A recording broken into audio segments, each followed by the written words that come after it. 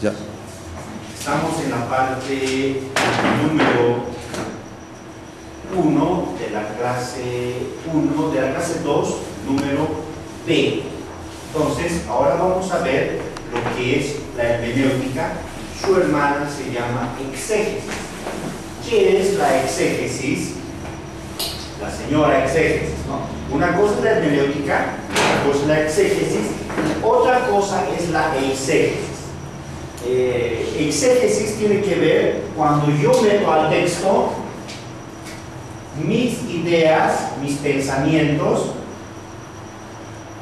Cuando yo pongo al texto, por ejemplo, mi amigo está queriendo poner al texto que pases de lo que él está podríamos decir, en su morbosamente o en su imaginación, está queriendo ver en Cantares cosas que quizá el autor oriental no es latino, no es occidental. La Biblia se inspira una cultura oriental. Entonces hay que estudiar la familia, cómo viven el amor y cómo viven el sexo en la cultura oriental de hace 3.000, 4.000 años. No es nomás ir con los presupuestos de hoy día y decir, bueno, es la base para esto está acá. Revisen este texto, este versículo, esto da pie para practicar este tipo de sexualidad. Uy, eso como que también han encontrado, dice que tu amor me fue mejor que el amor de 1000 mujeres, le dijo Jonatán a David. Y la gente encuentra base para la homosexualidad en un texto bíblico. ¿Cómo se malinterpreta el texto bíblico? Es adesante, ¿no? Entonces, eisegesis se llama cuando yo pongo al texto mis presupuestos. Anoten eso. Poner al texto mis presupuestos, mis previos. Lo que yo quiero hacerle decir al texto. Lo que yo quiero obligarle al texto para que diga lo que yo creo. Exégesis, no. Exégesis es otro arte. Poner el texto. Mis presupuestos, mis imaginaciones, mis previos, lo que yo quiero hacerle, obligarle a decir al texto, eso va a decir. Mis fantasías, puedo decir, ¿no? Mis morbosidades o mis ideologías quiero poner al texto, el texto va a decir eso, obviamente. Pero una cosa es la eisegesis y otra cosa es la exégesis. Eisegesis, meter al texto. Exégesis, sacar del texto. La exégesis quiere decir sacar del texto antiguo para el mundo moderno. Pero eso vamos a verlo ahora en esta etapa. Entonces la exégesis es sacar del texto lo que dice el autor original, lo que dice el texto originalmente, ¿no? Correctamente. ¿Qué es la exégesis?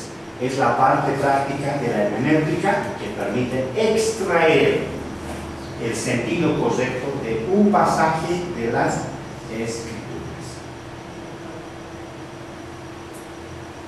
Es el arte de extraer el sentido correcto de la Biblia, de un pasaje, de un texto. No es meter al texto ni ideología, ni afán, ni imaginación, sino sacar del texto el sentido correcto de un pasaje.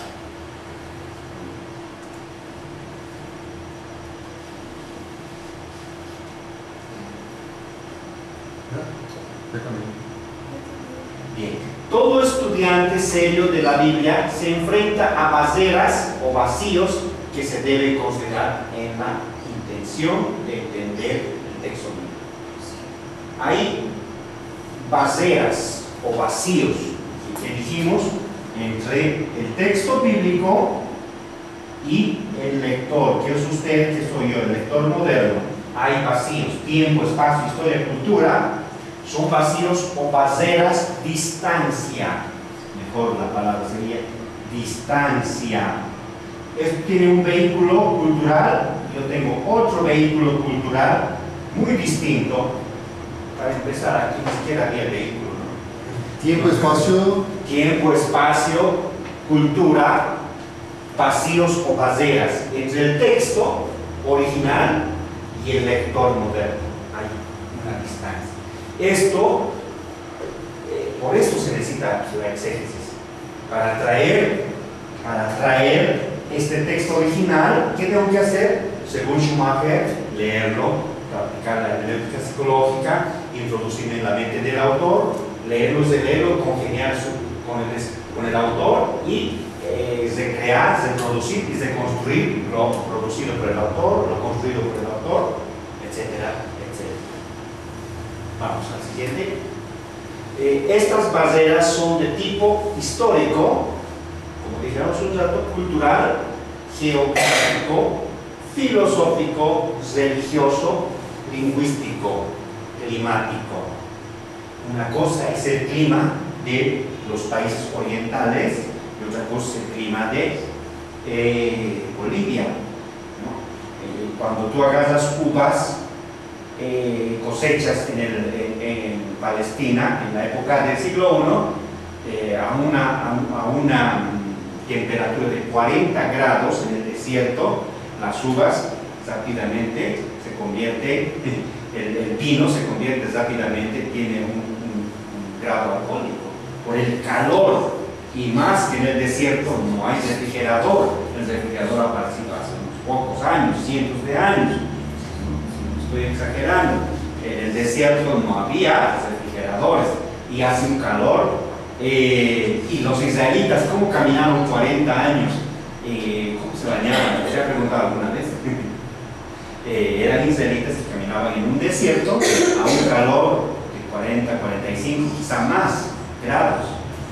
¿Cómo les transpiraba el cuerpo? ¿Cómo? Hay que hablar de la higiene del Antiguo Testamento. No se puede entender, porque hoy en día puedes entrar 3 veces a la ducha, te bañas, ¿no?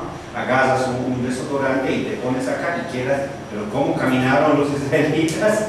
Es otro ambiente, es otra cultura, es otra ciencia, otra metodología, es otro ambiente. No hay mucha ciencia. Si hay ciencia es bien obsoleta. Hoy vivimos en un mundo postmoderno. Especialmente el método gramático histórico conjuga los dos elementos que son básicos: el fondo histórico y el análisis lingüístico, lo que hace un momento hemos visto con Schumacher. Schumacher es el padre de la hermenéutica moderna, y en él está basado los métodos gramático-históricos, ¿no? Porque une dos elementos que son básicos: el fondo histórico, sea griego, sea heleno, sea hebreo, judío, y el análisis lingüístico. Para estudiar un texto hay que estudiar su fondo histórico. Hace un momento dije, no puedo entender a Pablo cuando dijo, no permito a la mujer hablar en público, y si algo tiene que hablar, pregunte a su marido en su casa. Yo no puedo entender este pasaje si no he estudiado el fondo histórico de ese lugar de donde se refiere esta carta, de los oyentes originales. No puedo interpretar el texto bíblico si no conozco el contexto histórico del pasaje en que estoy haciendo la exégesis.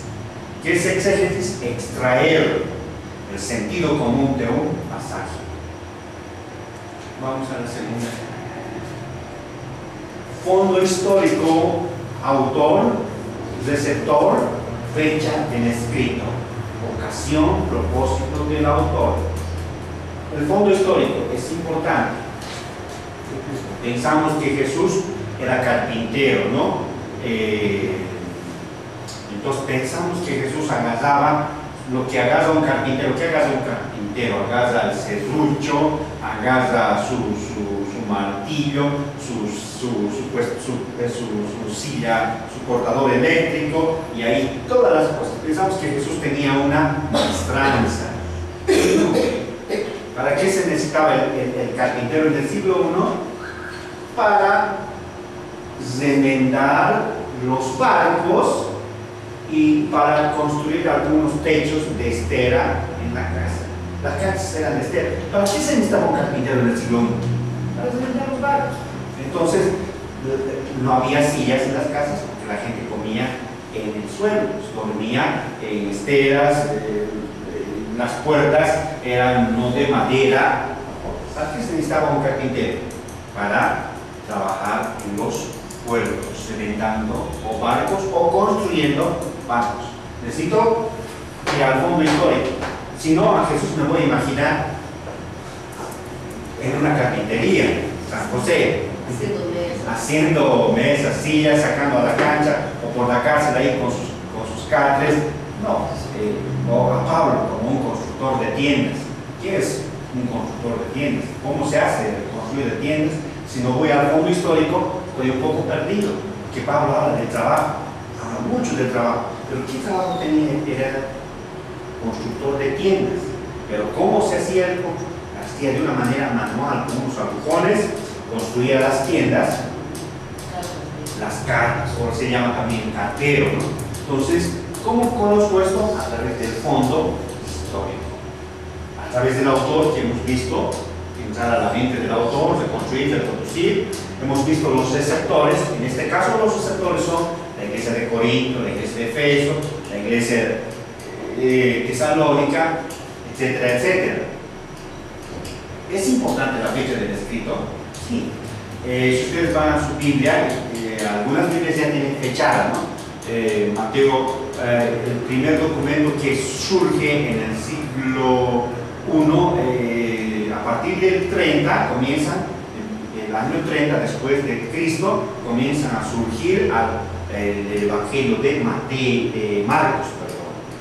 Luego, en las epístolas, el primer cuerpo epistolario que surge, se dice que es Tesalonicenses, el primer documento de Pablo, ¿no? Entonces, es necesario fecharlos. ¿Por qué? Porque en el 70 después de Cristo, los romanos entran a Jerusalén y se produce un desbarajuste y deshacen el templo, se entran al templo, se produce un caos, se produce una anarquía, la gente es sacada de Palestina. En ese mover se escribe Marcos. Es bueno fecharlos. Ahora, Marcos inspira un ambiente bien crítico. Estaba pasando Jerusalén, un ambiente muy crítico, un ambiente tenso, como el que vamos a vivir mañana, con las huelgas, con los paros, con aquí. Y si un escritor escribiera, como que le va a afectar eso. Obviamente a Marcos le afecta la fecha, está en el 70, ha pasado un tremendo, no solo un día, una época de crisis para Jerusalén. En ese tiempo surge el Evangelio de Marcos.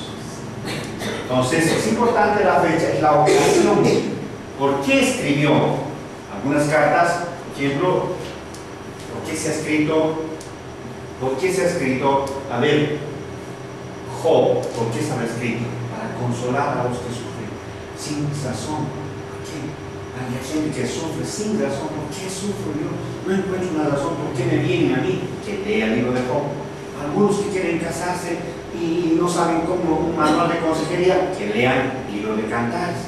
Algunos que tienen depresiones, que no saben, han perdido el sentido de la vida, que lean Eclesiastés, que es un libro de sin sentido.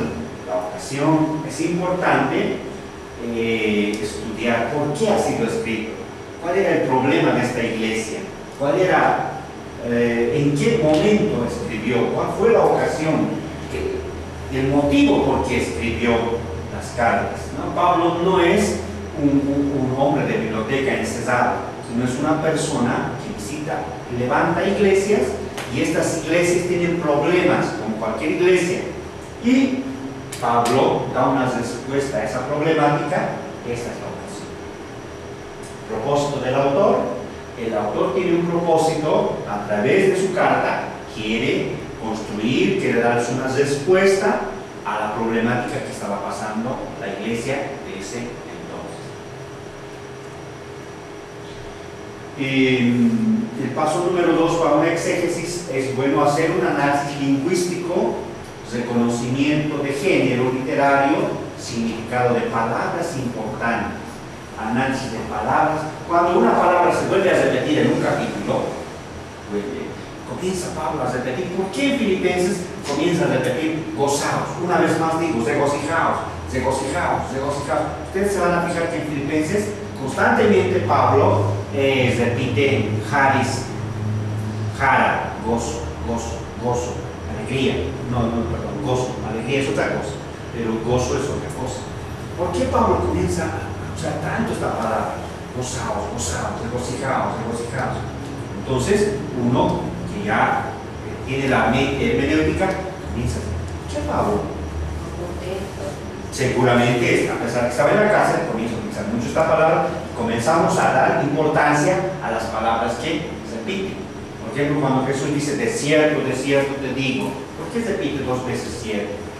Bienaventurado, de cierto te digo, como que quiere dar énfasis a esta palabra que va a decir Jesús, ¿no? Entonces, es importante estudiar las palabras que se repiten, poner énfasis en este arte que está repitiéndose, el análisis de las palabras en su contexto, reconocimiento de modismos o figuras literarias. Habíamos dicho que una figura literaria, por ejemplo, cuando Jesús dice, si tu mano te es ocasión de caer, córtala. Si tu ojo te es ocasión de caer, sácatelo. Mejor te es entrar. Si tu pie te es ocasión de caer, córtatelo.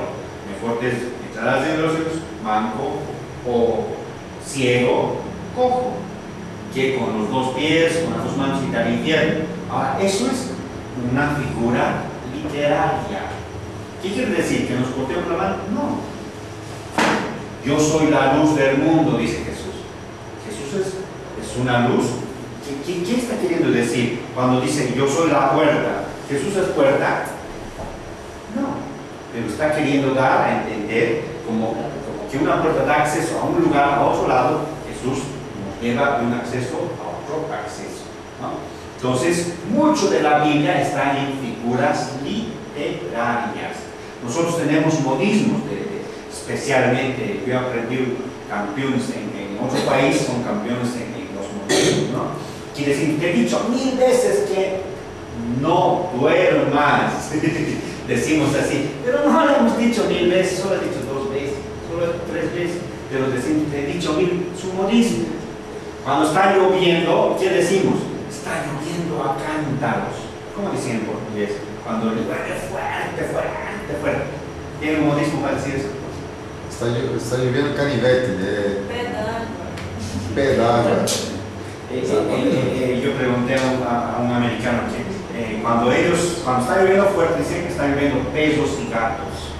Eso quiere decir que está lloviendo fuerte. Está lloviendo cutillos, como así decimos en Brasil también. ¿No ve? Son modismos de cada cultura. Dentro de la cultura oriental, en el caso bíblico, también hay modismos. Dice, Adán se llegó a su mujer y le nacieron estos hijos, y Abraham y Lot se llegó a su mujer. ¿Qué quiere decir? Es un modismo.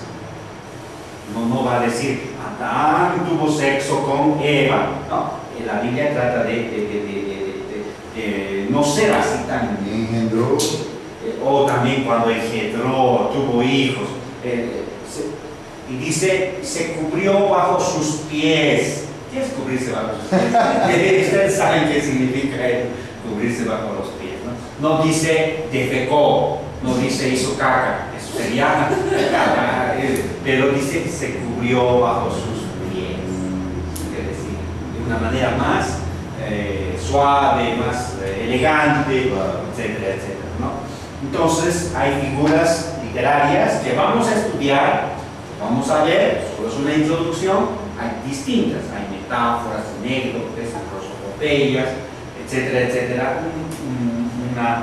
un montón de figuras literarias.